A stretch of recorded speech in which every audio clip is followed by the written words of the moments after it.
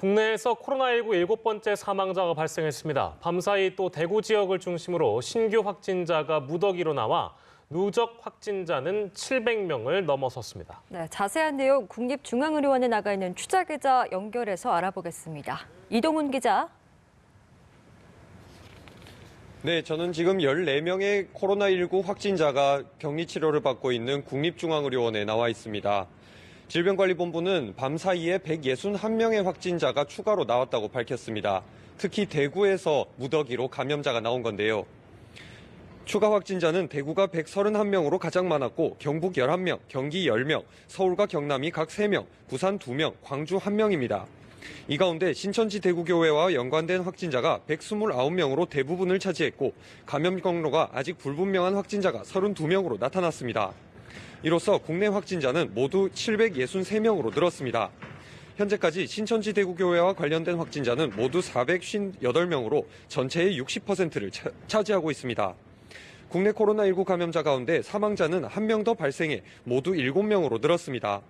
7번째 사망자는 청도 대남병원과 관련이 있는 62살 남성으로 어제 숨졌습니다. 같은 날 6번째 사망자도 발생했는데 또한 청도 대남병원과 연관된 59살 남성입니다. 이에 따라 청도 대남병원과 관련된 사망자가 5명으로 증가했습니다. 현재 검사 중인 의심 환자는 어제보다 660여 명 더 늘어난 8,725명에 달해 추가 확진자가 계속 나올 것으로 보입니다.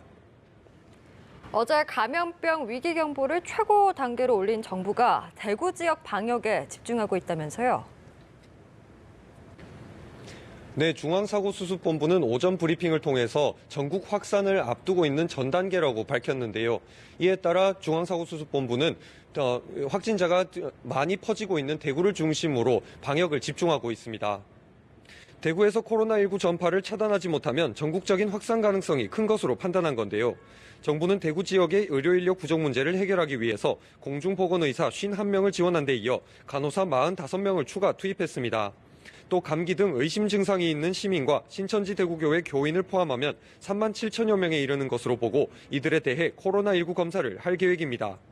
대구 지역의 부족한 병상을 보완하기 위해 입원 환자를 다른 의료기관으로 이동시키는 방식으로 이달 말까지 453개 병상을 추가로 확보하기로 했습니다.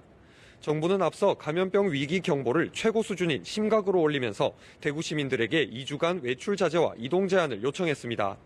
정부는 대구 지역 코로나19 사태를 4주 안에 안정시키는 것을 목표로 하고 있다며 시민과 의료인의 협조를 당부했습니다. 지금까지 국립중앙의료원에서 연합뉴스TV 이동훈입니다.